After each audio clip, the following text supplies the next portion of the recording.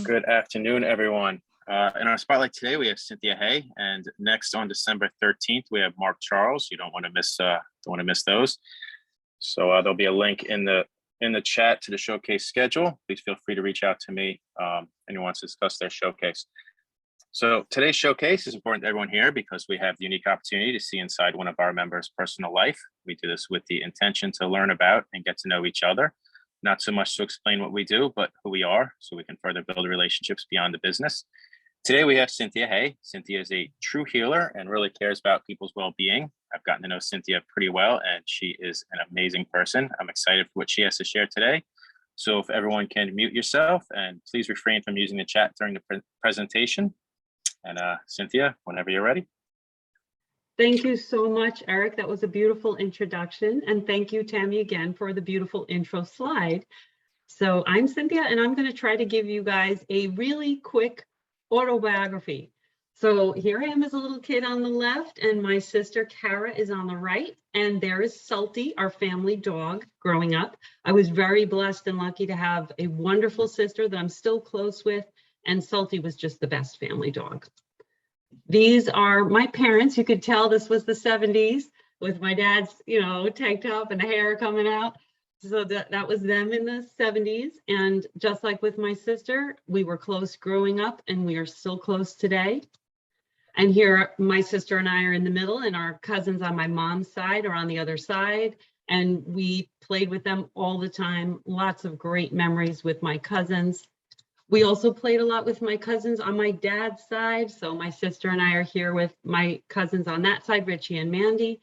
And again, so many great memories, and we are still close today. Also, we played a lot with our neighbors. We have some neighbors there in the middle that we also are still close with today. So I have all of these blessings of long-term close relationships formed early. And I also enjoyed writing from very early on. I used to write stories about my cat and various other things made up and true. So the overwhelming majority growing up was very, very positive.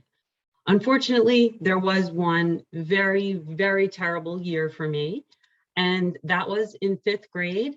I was the target of this one bully who went after me relentlessly every day.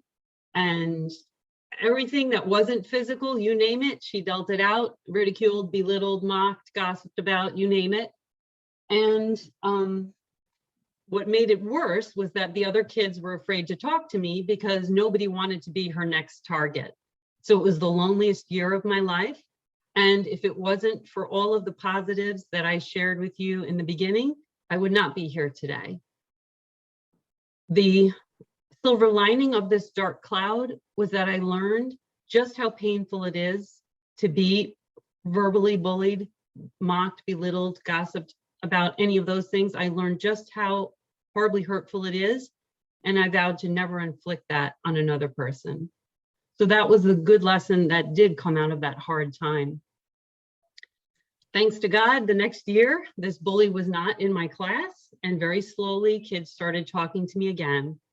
And then life really brightened up in junior high and high school when I met my dear friends that are still in my life today. We go on vacations, we're in touch regularly, and these girls just mean the world to me. In addition to forming these wonderful long-term friendships in high school, I also started forming headaches. And my parents were seeing a chiropractor who was using this instrument, and it was helping their backs. And he said to them, it's possible that your daughter has misalignments in her neck that are putting pressure on nerves, and then that's sending up the pain into her head, causing her headaches. So my parents listened to him. Dr. Dan adjusted me with the instrument, and it made a world of difference. I didn't decide right then in high school to definitely be a chiropractor, but it planted a seed, and I was thinking about it.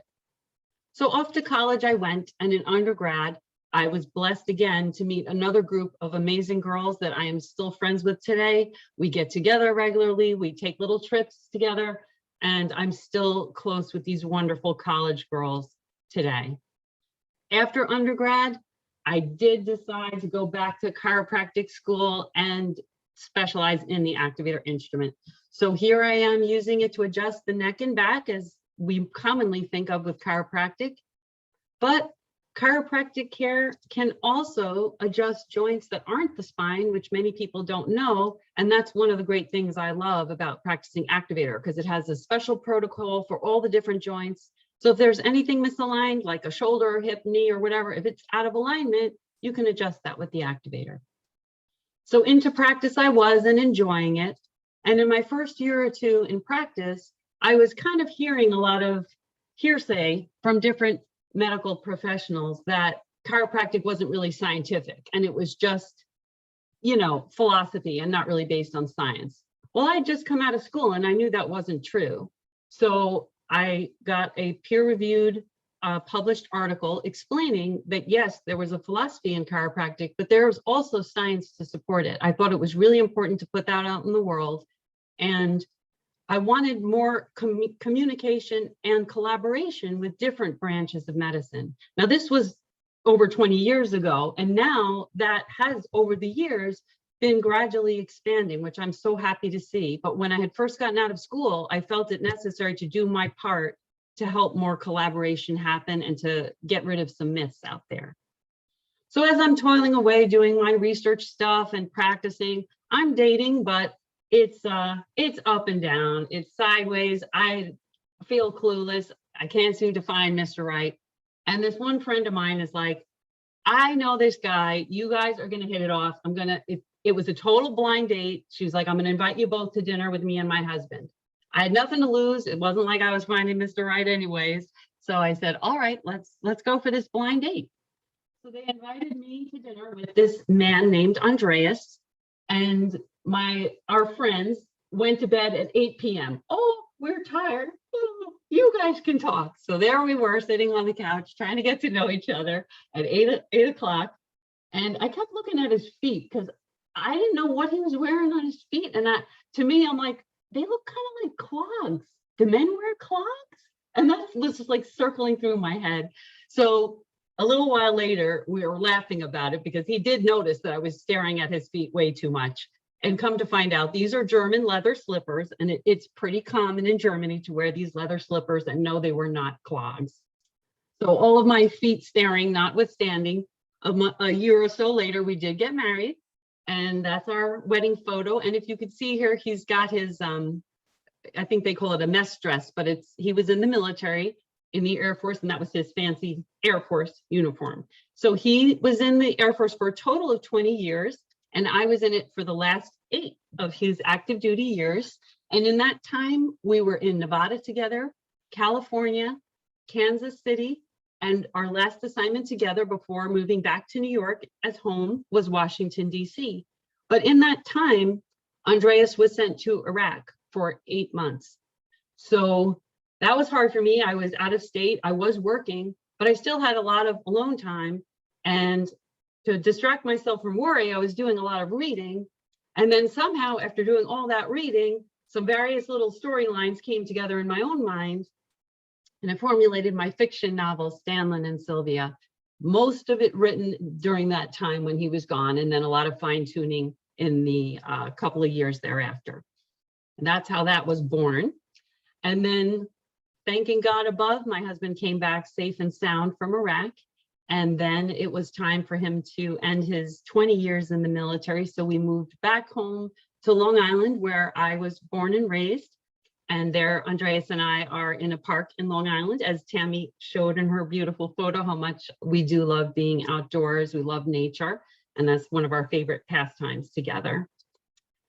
Now, being at middle age, a year ago, I wrote Soft Health because I thought, well, now I've been practicing for 23 years, and I felt it was time to continue with my writing and share what I've learned to this point to try to stay healthy.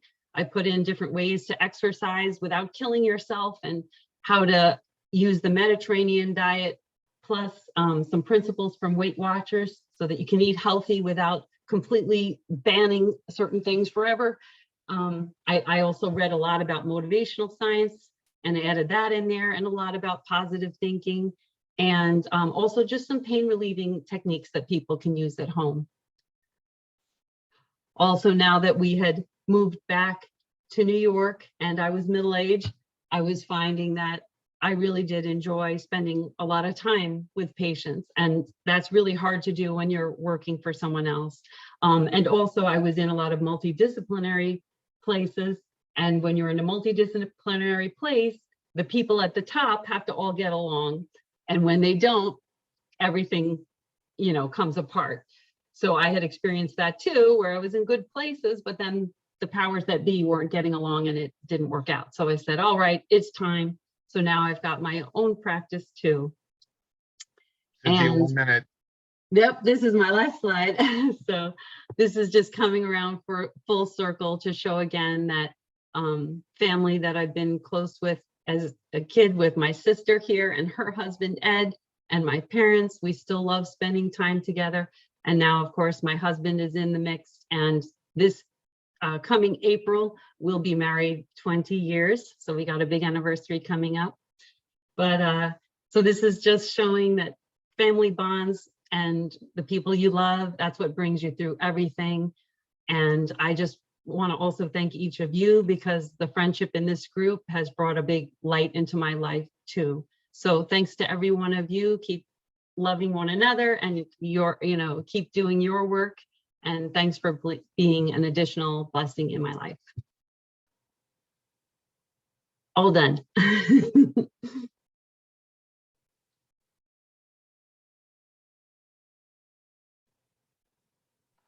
Okay, Tammy, Yeah, if you could stop sharing your screen, Cynthia, that's where we can see each Oh, other yeah. again. Okay, oops, let's see, stop share.